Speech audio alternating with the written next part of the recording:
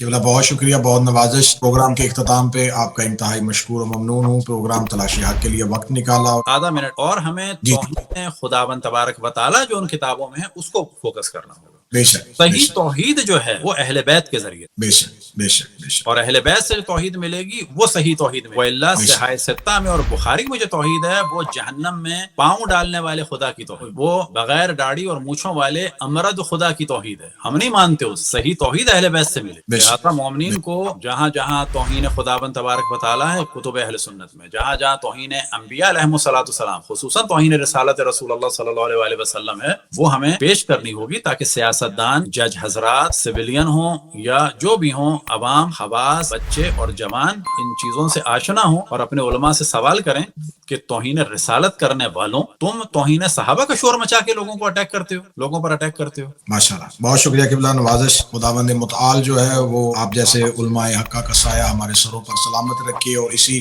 آسن انداز میں مکتب تشیع کا تحفظ جو ہے وہ بہترین دلائل اور برہان کے ساتھ کرتے رہے۔ مومنین کرام، ناظرین گرامی قدر، آپ ہمارا پروگرام تلاشی حق دیکھ رہے تھے، اور آج ہمارے مہمان تھے قبلہ علامہ شہریار رضا عابدی صاحب، اور انہوں نے بڑے مفصل انداز میں، بڑے مدلل انداز میں جناب سیدہ کی مظلومیت بیان کرنے کے سلسلے اور ان تمام امور کی نشاندہی کی جو اس وقت مذہب تشیع کو جو خطرات ہیں کہ ان سے کیسے نپٹا جا سکتا ہے۔ خداوند متعال ہمیں حق کہنے، حق بولنے، حق سننے، حق سمجھنے کی صلاحیت عطا فرمائے۔ اپنا اور اپنے قریب رہنے والوں کا خیال رکھیے گا۔ السلام علیکم یا علیہ السلام۔